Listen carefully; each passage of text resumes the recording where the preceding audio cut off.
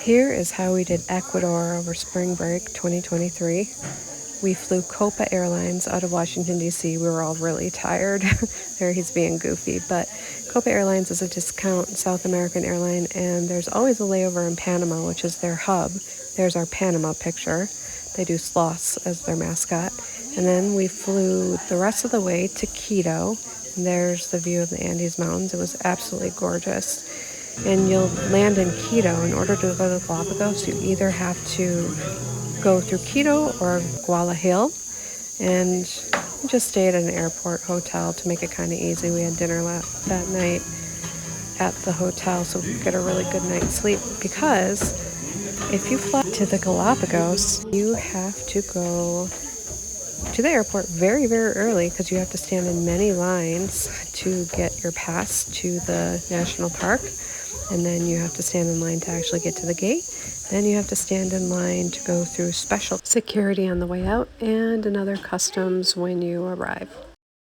And here we are. We finally landed in the Galapagos. And once you leave the airport, you actually have to get on a bus. And that bus will take you all the way to the channel between Baltra Island and Santa Cruz Island, where you want to be.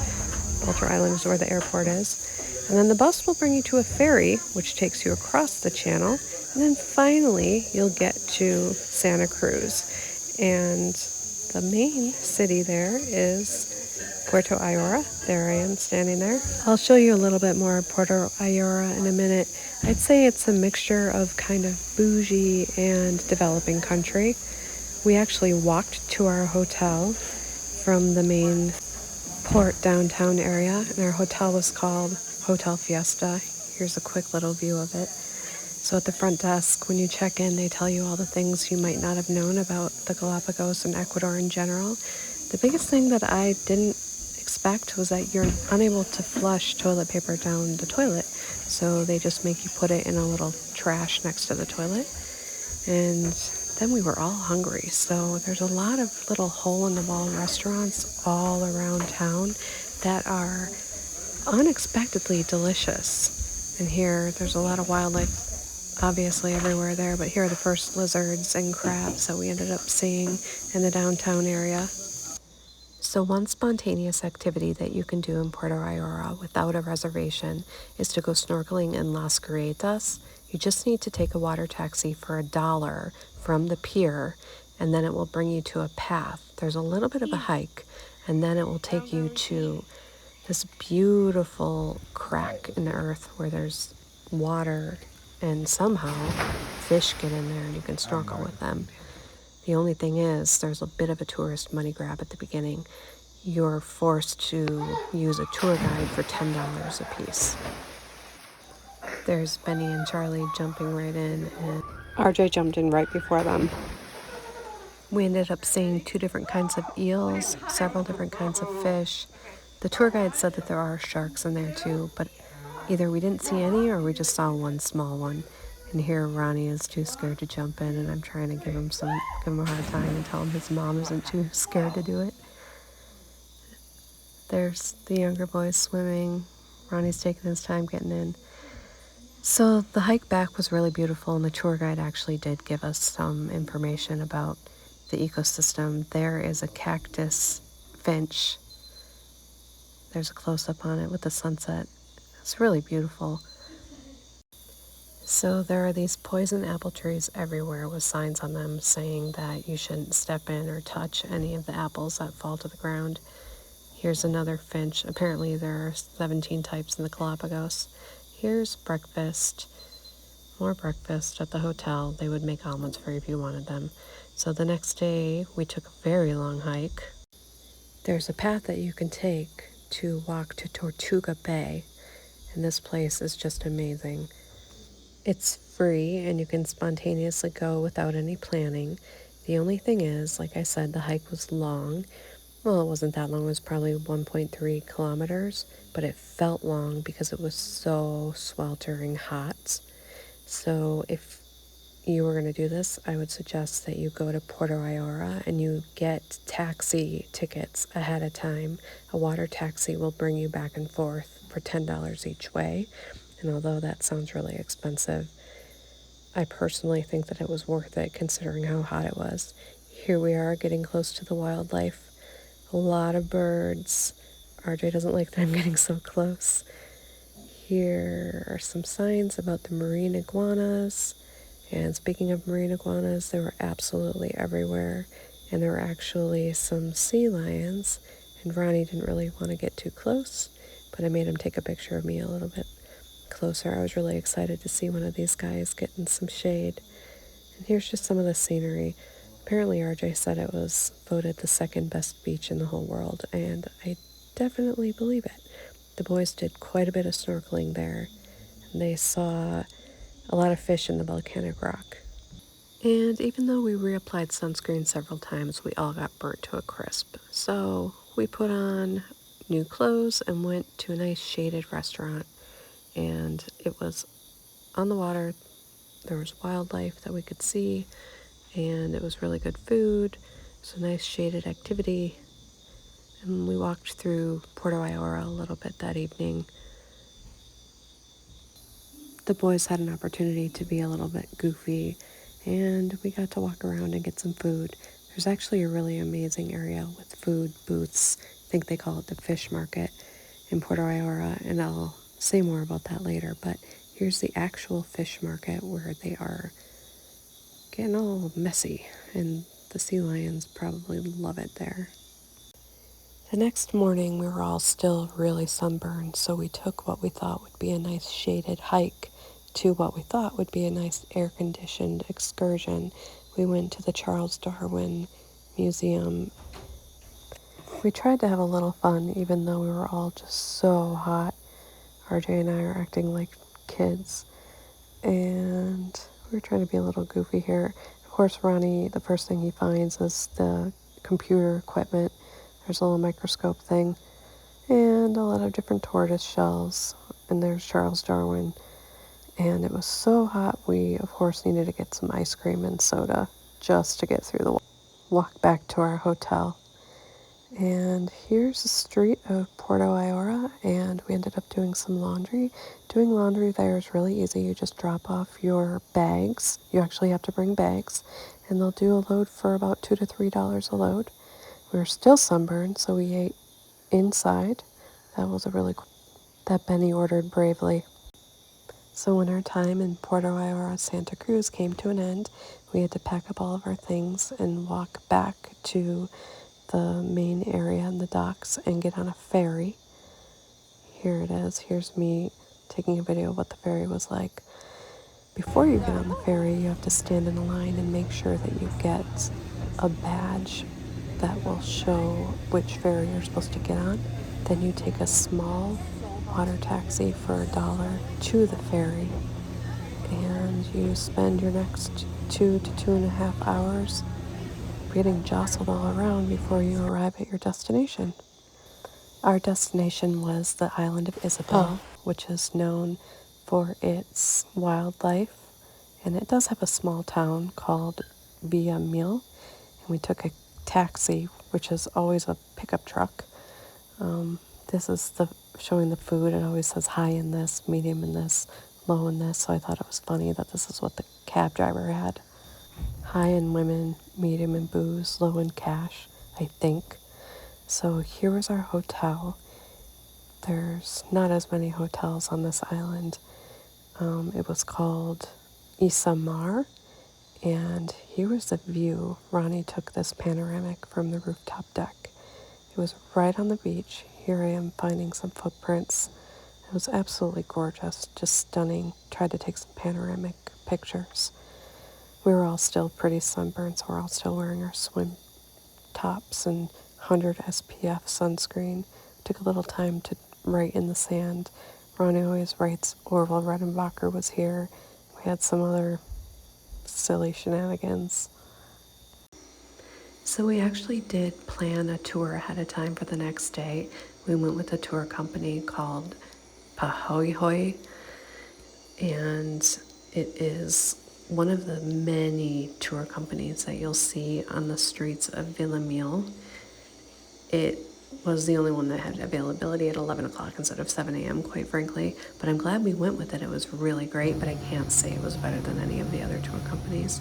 What they did was they gave us a really, really fun boat ride, about 45 minutes, out to a place called Las Tunelles.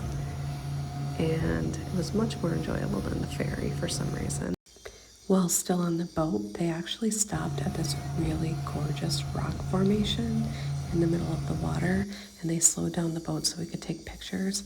And there were a lot of different species of birds. It's really hard to see in the pictures, but they were really gorgeous. And the water was just as gorgeous as it looks in these videos. There's no filter or anything, just like what it looks like. So then they let us get out and sit on the boat, and they went really, really slowly through these really shallow canals, and the tour guide pointed out wildlife along the way, and it was just a really gorgeous experience. We actually did end up seeing a nest of blue-footed boobies, which everybody wants to see when they go to the Galapagos, and they did their mating dance for us. Mating calls, mating dance, whatever you call it. They actually let Benny and Charlie sit up at the top because they were small enough that they wouldn't do any damage, apparently. So they got the best seats in the house. Then we got off the boat and we were able to take a hike, and the guide showed us the wildlife. Here's the boobies doing their thing. The male's trying to show off for the female, and that female was actually kind of aloof. The male even tried to pick up a stick for her. How charming. And here's a fast forward of the hike. It was a little bit of rocky terrain and some more blue-footed boobies at it.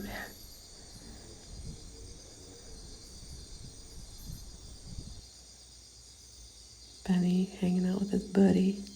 Some close-ups. And here's some more of the hike. Notice how the water is really crystal clear. It was just absolutely gorgeous.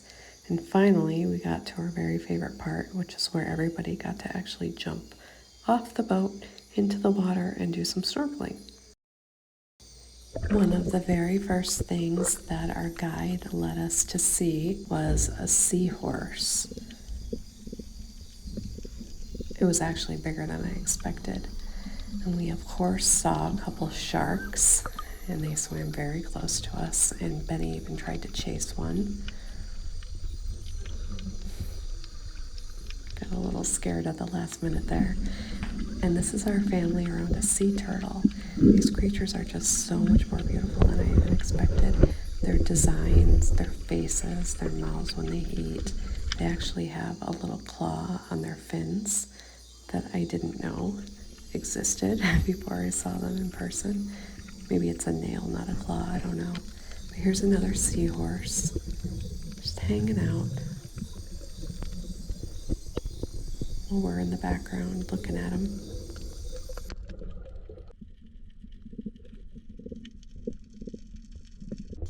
And here's what it looked like swimming through some of these tunnels. You can see the light just coming down in the water. And here's a stingray. Of course, the guide pointed out that this is the creature that killed Steve Irwin, which kind of brought me back to reality that these are wild animals.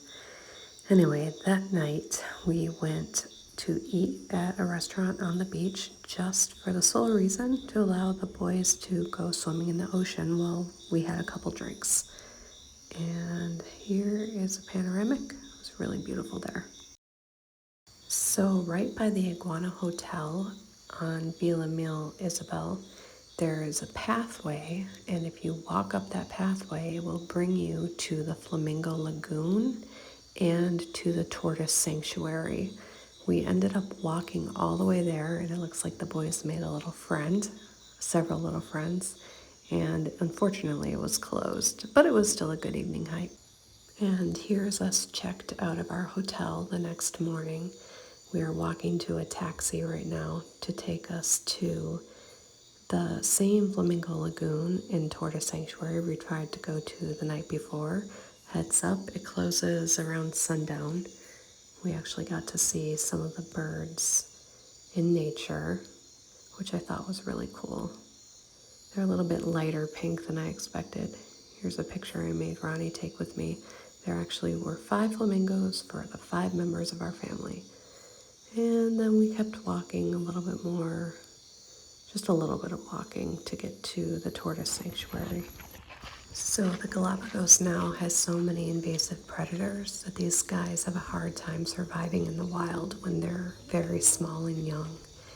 This guy right here is over 150 years old, according to the diagrams, and I decided to speed him up just to be silly.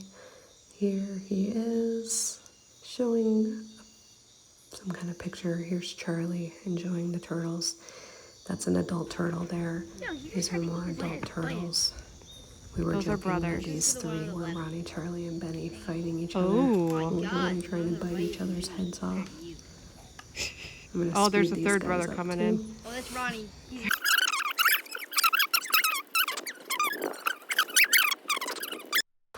And this is their actual speed. Aren't they cute? Look at their little faces. And this is how we knew those big guys were over 150 years old. And here are some littler guys, even though they're still adults. I called these the teenagers because they were nonstop eating, but they were probably middle-aged. And here's some more nonstop eating. Try to get a picture of their little mouths opening and closing. And here are the babies. So there's actually a free snorkeling place, which is gorgeous, right by the ferry area in Vila Mil Isabel. It's called Concha de Perla. You just have to walk down a very short path. There are a couple little refreshment stands nearby. You bring your own snorkel, you walk right in, and it's pretty crystal clear water. There's a lot of wildlife there, and you could spend a really beautiful afternoon enjoying it. We swam with quite a few marine iguanas. Here he is above water, and here's a little snapshot of him underwater with his little tail wagging. And here's Benny trying to chase a marine iguana. Those guys are pretty fast, though. Here's Char trying to catch a glimpse of something. They ended up swimming with 2 sea lions over there. And Benny ended up finding the starfish and diving down to photograph it. Here's another marine iguana. And my forehead got a huge dent from all the snorkeling, so I took a break and just stood without any goggles or snorkel for a while. And RJ joined me, and yep, another marine iguana just swimming by. We had lunch before we got back on the ferry and noticed that RJ and Ronnie were wearing the same shirt. We actually had something besides seafood for the first time in a while. And here's Charlie in the back of the cab, otherwise known as a pickup truck, with all of our luggage. And sadly, we did need to leave Isabella eventually, so we did go back to the pier to take the ferry back to Santa Cruz, and we were able to see some sea turtles from the pier, which was pretty cool. If you're counting, so far we have taken 3 ferries, 1 bus, and 2 water taxis, and checked into 3 hotels, all while carrying our luggage on our backs. So I did tell the kids to only pack a backpack, even though we had to bring full jungle gear, snorkel, etc. It worked out pretty well. So once we were back in Santa Cruz, we were able to have dinner at the fish market. So the fishermen spend all day catching delicious seafood, and then they display them out in front of these little booths, and you just kind of walk by and decide what looks good to you, and you pick a place to eat. And when you actually order, you will see your waitress choose whatever dish you ordered from the table. You'll see here our waitress is getting our lobsters, and they weren't too expensive at all compared to what you would pay in Maryland. And here's Charlie with his meal. He got a seafood platter. And then the next morning we needed to head out, so we took the ferry and the bus to the airport, and they picked out some souvenirs because their papa gave them some money to spend on souvenirs. And Benny was collecting the coins here. They're each worth $1, and they have all different presidents, so he's trying to line up the presidents in order. And then we got on our flight to head back to Quito. And on the plane, Ronnie and I were cracking up. This guy wasn't using headphones, and he was watching something kind of funny.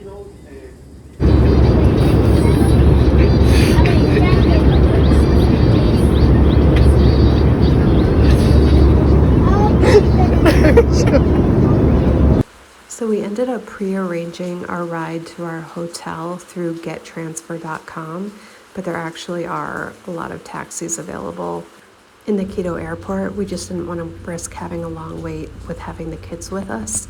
And there's some beautiful scenery in the Andes Mountains. The elevation is quite a bit higher than in the Galapagos, so I guess they say stay hydrated and watch your nutrition to stave off altitude sickness. We ended up staying at Termas Papayactas, which are the hot springs about an hour east of Quito. And this place is gorgeous. I really enjoyed the Andean architecture and decor. And obviously the hot springs were just majestic. These pictures don't really do the place justice. It was really clean and not too crowded on a weekday, and it was just a really welcomed experience, especially since the temperature was a good 30 degrees Fahrenheit colder than in the Galapagos. Here we have a sign saying all of the medical benefits of ingesting the water, but we obviously didn't ingest it. There were other people in the water. And we actually had these really beautiful private springs right in front of our little hotel rooms. We didn't actually end up going in them because we wanted deeper pools because it was so cold. And there's one of the many rivers that we saw up in the Andes. There's also a lot of livestock roaming around, which makes sense because when we ate in the restaurant, we realized that they had amazing beef and hamburgers and actually the best lamb we've ever had. And here's Charlie ordering in Spanish. Quisiera una agua y una Coca-Cola sin gas. Y potato locro. The next morning, RJ and I woke up earlier than the kids and we took a hike by ourselves. We saw just some mountain scenery, some different kinds of trees and flowers and fruits. That's a paper tree right there. We actually saw this random shrine to Mary and little church in the middle of nowhere. And here we got up really close to a bunny. He wasn't scared of us. And here's some beautiful fruit and flowers. I believe the fruit is called tomato fruit. It tastes a little bit like a tomato, but a little bit more sweet. And here we are on our way out saying bye to Termas de Papayactas. And here RJ had me posed to be holding up a snow-capped mountain. The next part of the trip we spent quite a bit further east, about 4 hours east in the Amazon rainforest. We stayed in a lodge called the Gaia Amazon Lodge, and the lodge provided transportation for us. Took some Dramamine and tried to fall asleep. Here we arrived at the rainforest, finally almost 4 hours later. And that's our lodge. It's really beautiful scenery. There's our room, and the kids were on the other side of that wall. They love the hammocks. 34. So the lodge served breakfast, lunch, and dinner all together. Each family got a different table. Here we are being goofy. And we would just kind of hang out in the lodge. And very first night we started Spanish lessons. The kids really enjoyed their lessons. They played a lot of games and did presentations. Here's a view of the moon that night. RJ and Ronnie are standing out enjoying it. And then the first night we went on an evening hike in the Amazon. We saw several frogs. There's a little one. I think that's termites. Here's a really little frog. Some weird plants. I don't know what these are. But we're just getting a guided tour. There's a frog, toad. There was a poison frog that one drop of its poison on its back would kill you. And we saw 2 huge tarantulas, but I didn't get any pictures. We played a lot of games in the evening, drank a little bit of wine, and we woke up the next day to enjoy some Spanish classes. The kids did presentations quite a bit. Bene tiene 12 años. Mis tíos son Andrew y Tristan. Tienen mucho dinero. Mis abuelos viven en New York. Mis hermanos se llaman Ronnie y Benny. Yo vivo en Maryland. Yo estoy aprendiendo español. Yo estoy en Ecuador. Then that afternoon, we went on a canoe ride down the Napo River. We're on the canoe in the rain.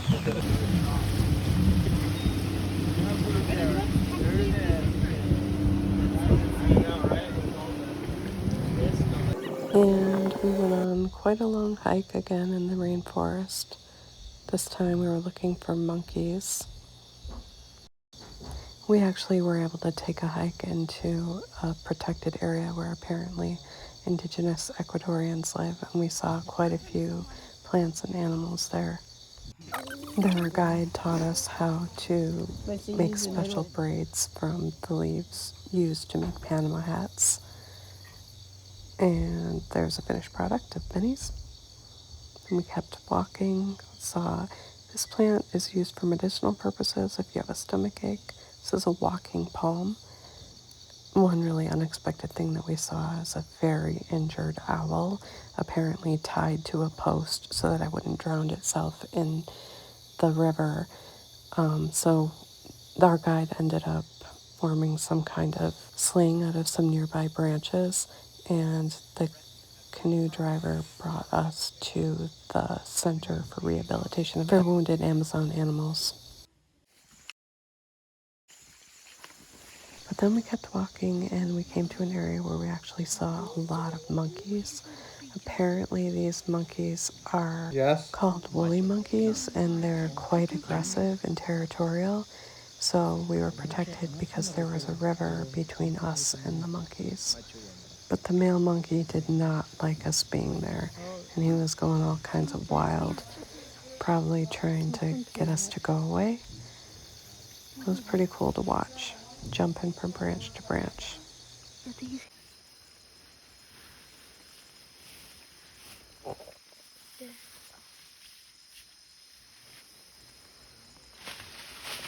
I always think it's cool how monkeys flex and stretch their bodies and use their tails just every which way. Kind of unpredictable, randomly jumping. And then we continued our hike in the rainforest, seeing all kinds of fruits and plants. And we took a little bit of a boat ride again through a little bit of heavier currents. At one point, the canoe jerked to the side, and the driver said that he was avoiding a collision with a big snake, but we didn't see the snake. Luckily, because our next stop was a swimming hole, and I definitely wouldn't have wanted to see a snake right before the stop. Ronnie and I stayed out of the water because we were too cold, but RJ and the other boys had a great time. They were skipping rocks and not really minding that the water was brown. Ronnie's doing this weird cross signal because I told him he looked like a friar when we were walking. And breakfast every morning was usually some fresh fruit juice, and some kind of egg. They played games during morning Spanish class, and if they lost a game, they would get a punishment. And this here is a top punishment for an almost 13-year-old boy.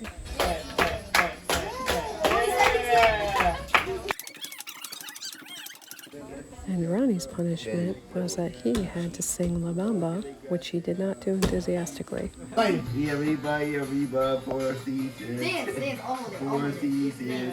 Benny's punishment was to sing the Star Spangled Banner in front of everyone.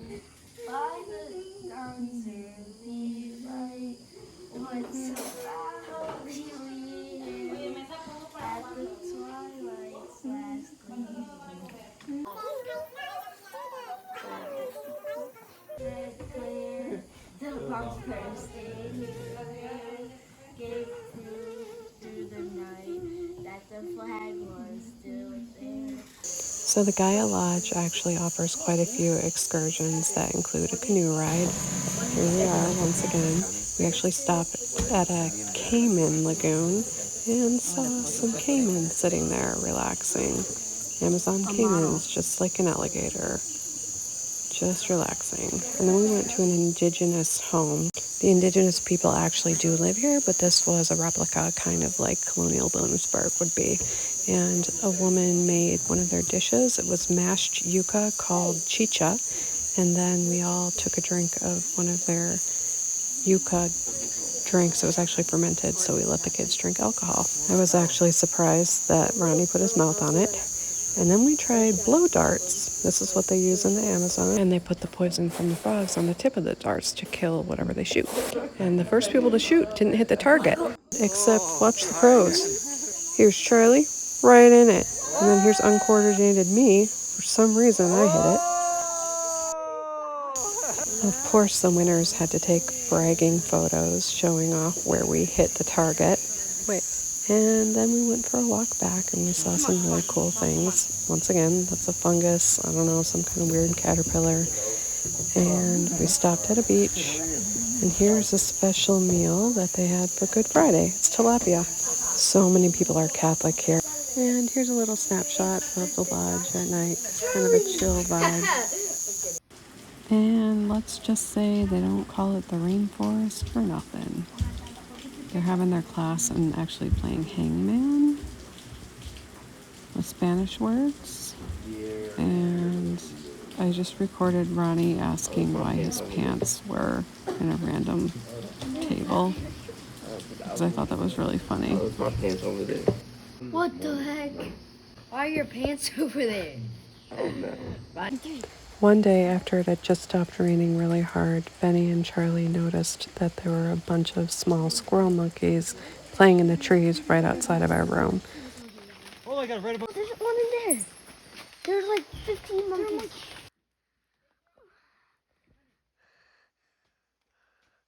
Oh, so cute.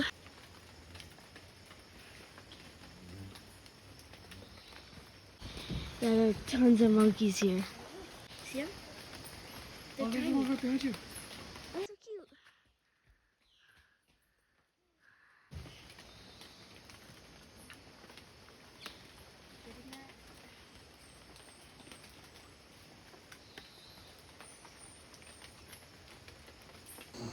So for a little bit of the time, we actually played blackjack inside of our room because we had too many mosquito bites.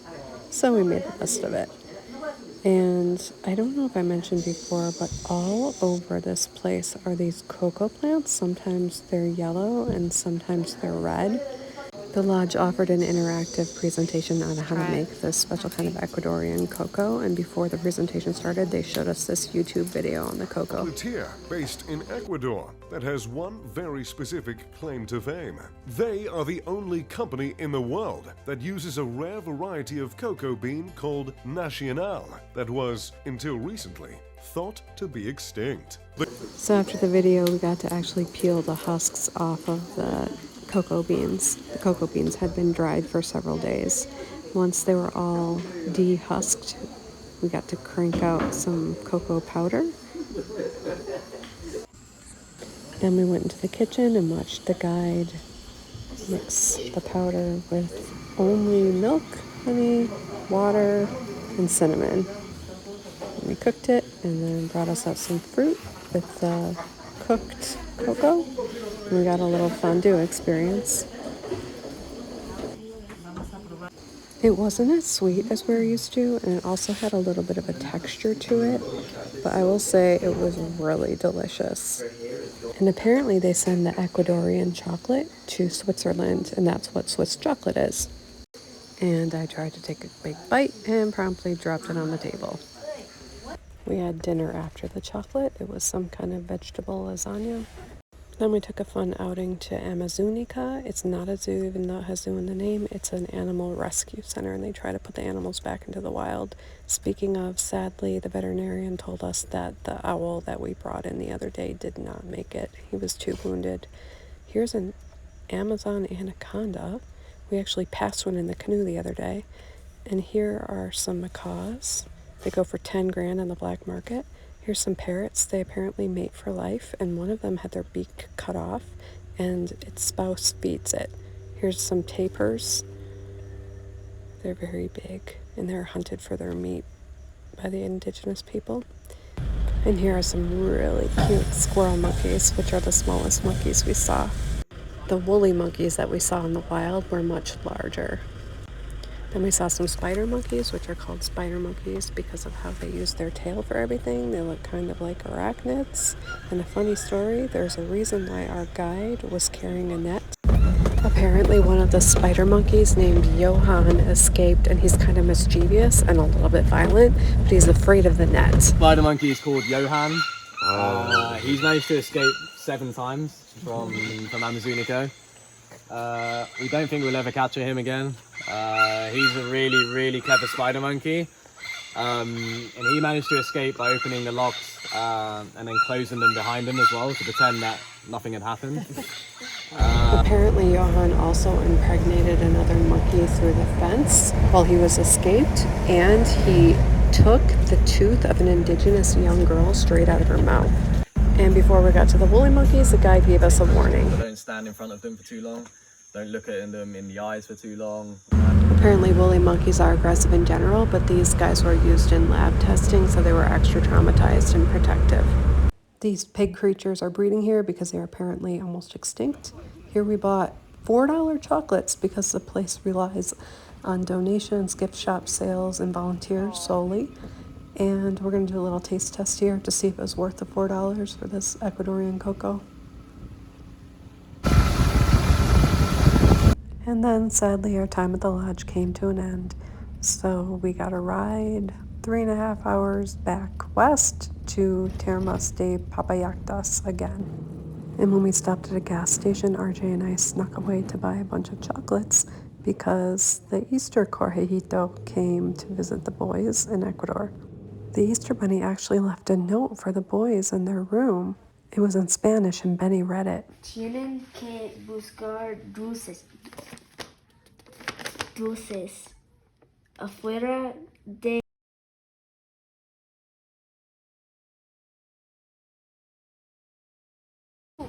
already. What is this? We're all sharing. Gummy teeth. Gummy teeth. Yes, kids, gummy teeth. Yeah, we are. We'll just cool it all and then like clean them all. I think my shot's on. Okay, we're gonna cool it all at the end. Photos? Is that all of them? Is that all of them? No, hay muchos más.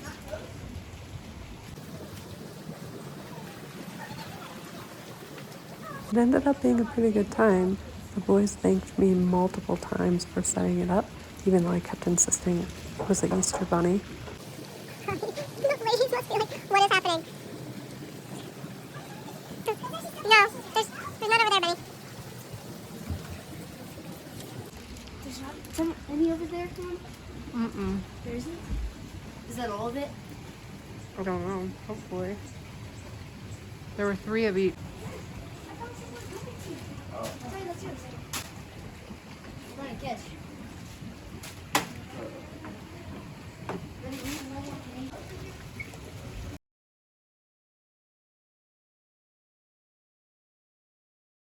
They only got a really small hall, and it looked a lot different than it looks at home. And then we spent some time in the hot springs right outside our rooms. And even though it was Easter Sunday and this place is known for being crowded on weekends, it was pretty empty. And Benny especially really enjoyed it. But we all spent a good amount of time out there.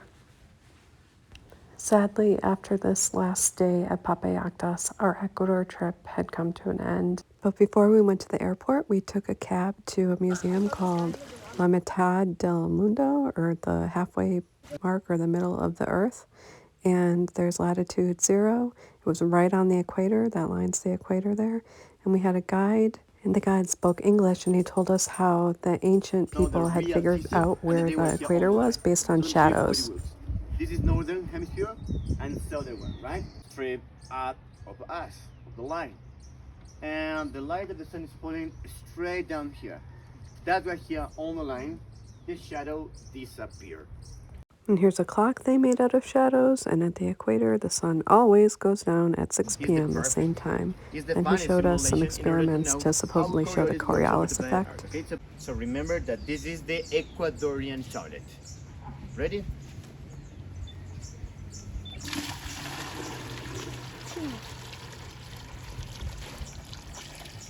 There was any spinning? No. Just straight down. Ready? New Zealand.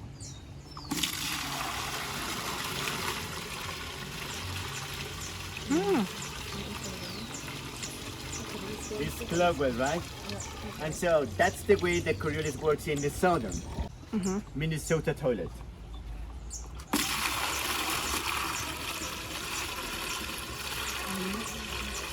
It's the opposite, counterclockwise, right? That's the way Coriolis works in the north, counterclockwise. Phenomenons like a tornado, hurricanes are spinning counterclockwise. But remember, on the line, nothing ever happened. Then they did some experiments where they tried to balance an egg on the equator, and supposedly it was hard. It was difficult, but I don't really know the science behind it, partially because I was hailing a cab to go to the airport at the time, and RJ took these pictures. I'm inclined to think people struggle to balance the egg on the equator because of the power of suggestion, but Ronnie did it easily because he is not suggestible, apparently. Then when we got to the airport, we waited several hours only to find that our flight was completely canceled, and I'll just say it was definitely mayhem. We ended up spending another night in Quito and left the next day, which was a hassle, but had to be done. And then we finally left Ecuador. Adios, hasta luego, Ecuador.